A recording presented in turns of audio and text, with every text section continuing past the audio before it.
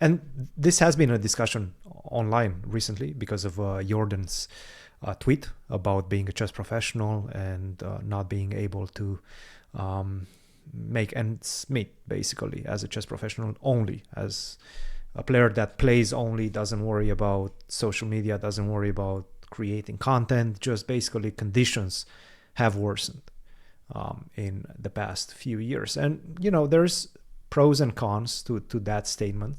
There's right things and some things that I don't think they're necessarily correct. I think in general that is becoming more and more difficult to be a chess professional only. At the same time, there's more and more opportunities around the chess ecosystem, like being a chess professional, not necessarily just a chess player. You can be teaching, and because of the internet nowadays, you can have so many more students from all over the world. You can be a Twitch streamer. You can be a content creator on other social media platforms. Like, there's so many other avenues in which you can support yourself as a chess professional. But yes, one thing he's definitely right, is getting way more competitive in the open events. And perhaps this was one of his main point behind the post, that in open events it's so much more difficult for a 2650 plus to win competitions, to win money, to support their lifestyle. Well, this is the thing, because people always say there's more money in chess, and like that's improved in, let's say, the last 10 years, 15 years. And I can say that in some ways maybe that's true, but it's not overall the case. So if I look back, on the tournaments I played 10 years ago, when I was still around the same rating as I am now, around the same ranking in the world, um, I don't think I necessarily made less money. Though the way that money got increased is in online events mostly, not in terms of over the board events so much. And also yeah, there's more competitiveness now. Yes, way So more. there are a lot of really strong players who uh we can point to Arjun as an example, because he's playing a lot of the open tournaments, who are happy to play opens because they're trying to break through. And they're still very young, so they're not thinking so much about money, they're thinking about the breakthrough.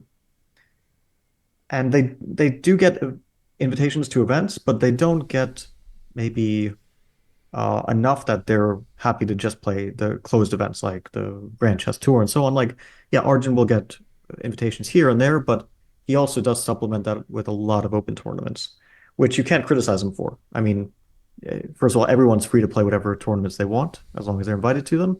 And if he's ready to risk his rating and he's not really taking much money for it, then it's actually more commendable than anything else. Uh, that he's not playing for money, that he's just trying to improve his rating and his results and get, let's say, well, he's already like top six in the world, top five. But yeah, there aren't more events than in the past. I actually have a feeling that there may be less events if we compare to Are you talking closed tournaments or open tournaments? closed tournaments. Yeah, now you have like a lot of random events, but they're very often very, very closed, and a lot of online events. And online events have their own ecosystem. They have their own economy, and they have their own problems, which we can definitely get into. But I think people can guess some of the issues with online events. That being said, you can also make a lot of money from online events. Like last year, I got to the final of the Champions Chess Tour, and I guess I made around Quite 150 quite a significant prizes from all the online events last year. penny. And Yeah. some players like Magnus make a huge, but again, we're only talking like Magnus is already very wealthy. We're not talking about him necessarily. We're talking about the guys who are maybe 2720, or like Jordan 2690 to 2700, for example. Well, So Jordan players, nowadays is like 2670, but yes, sure, yeah, he's been around 2690, 2720 for a he's while. over 2700. But yeah, his Yes. rating will perhaps oscillate a bit. But once you're in this rating range, like let's say top 30 in the world, let's say number 30 right now is Amin Tabatabai, 2711. And if you go 10 points down, you're going to be in like top 40. Players like Aravind, Saric, Yasipenko, Artemiev. These players don't really get invitations, even though they are very, No, no, or Hans. 2730, Han- very difficult. Hans is an outlier because he has this name, he has this reputation, which means that he does get like the most random invites sometimes, which we will mention in a bit, I guess, but we'll talk about in a bit. But he also Hans, even with his reputation, he does mostly play open tournaments like Dubai Global Tournament that he just played, the Sharjah Masters, which is currently ongoing. So all these players, they rely on a lot of these open tournaments with no money, Yeah. like Jordan mentioned. Well, Um, I want to push back a little bit on that because the open tournaments, in fact, at least to my feeling, and I have to say I don't have any data to back that up, but my feeling is that I'm seeing more and more open tournaments, and in general, the prize fund has increased. So you will see a bunch of events where the prize fund is 5,000 for first, maybe 10,000 for first in some of these open tournaments. Sharjah, I'm not 100% sure. I think it's a bit more than that. So I do feel like we have more open events with larger prize funds, but at the same time, and that's perhaps something due to FIDE's support of open tournaments as well. I think they have some sort of a fund, 200,000 per year, which they use to give open tournaments. 200,000 a year is It's not absolutely a nothing. lot. It's not a lot. It's not a lot. It's just a way Split to over split over like dozens of players and exactly, no, exactly. so the thing is I actually completely disagree, and I'm just thinking back on the time that I played open tournaments, Sure. which is now we're going to like Let's say 2008, 2000, 2007, 2008, 2009, 2010, 2011. And in 2012 I started to get the invites too because my rating increased to 2770 plus. sure. Before that, um so when I played like the last open tournament I played before I got to, let's say, the top five in the world was the Reykjavik Open in 2012. Hmm.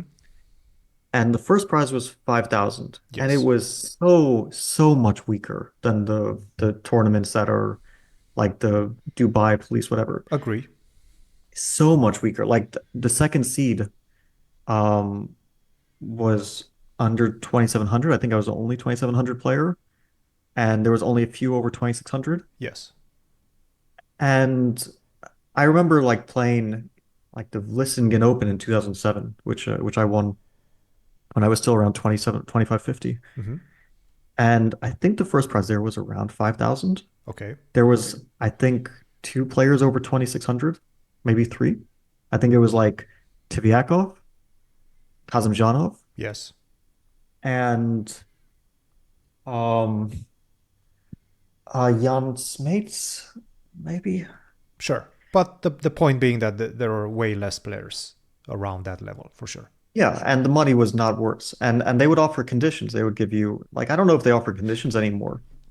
But that's I think worse. they, No, no, no. But yeah, that's so it's getting worse. no, no, no, no, no.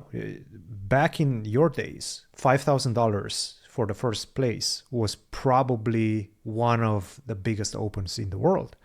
And Vlissingen Open.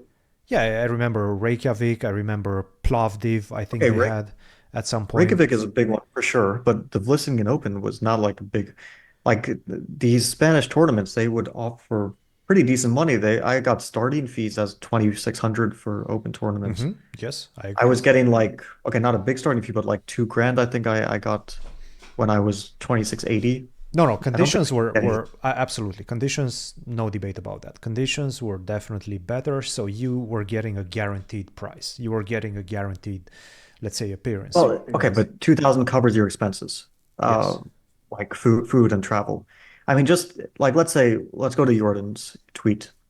So this is from his tweet. Hmm. Financial conditions and prize funds are dire. Even 2,600, 2,699 are sharing rooms with no coverage for flights. So that means you have to cover your flight, and it looks like they're putting GMs together to share rooms, so they save on so they probably cover like a room for more than one person. Yes. But you like let's say if I was looking up flights recently. At the 2,500 Like, level, this was never something unusual. Like I can but tell we're you, talking up to 2,699. right? So these are players like Aravind is to 2,693. Like Yesipenko is 2,691, so on and so forth. I think they're both playing Sharjah. That's why I mentioned them. And so we're not talking about 2500s. We're talking about players who are top 30 in the world. So let's say a flight, you can probably get a cheap flight for under a grand. But I don't know. It's like I was looking up flights from economy tickets from Europe to US for July, Mm-hmm.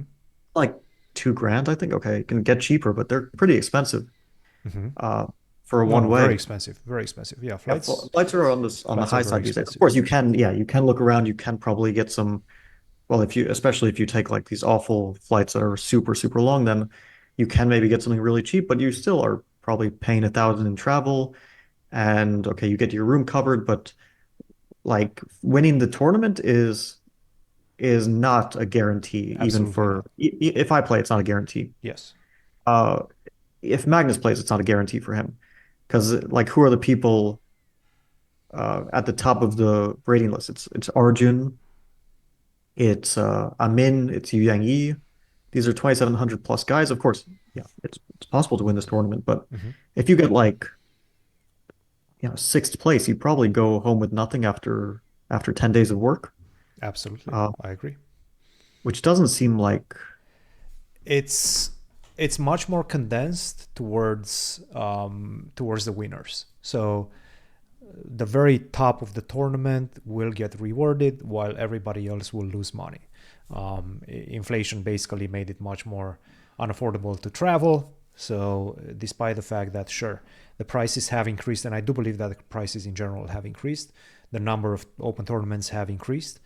Like, for example, in Sharjah right now, first price is 12,000. In Qatar Masters or uh, Dubai Police Open, whatever it was called, I think it was over 10,000 in that one as well. And those were back-to-back events, something that we've never had 15 years ago when I was playing open tournaments. Um, so it's much more geared towards the lion's share, and conditions in general are going to worsen for, um, yeah, uh, conditions basically, just guaranteed conditions. These are never going to come back, just for the simple fact that the organizers cannot afford it anymore. There's so many players, organizers cannot afford it to offer them that.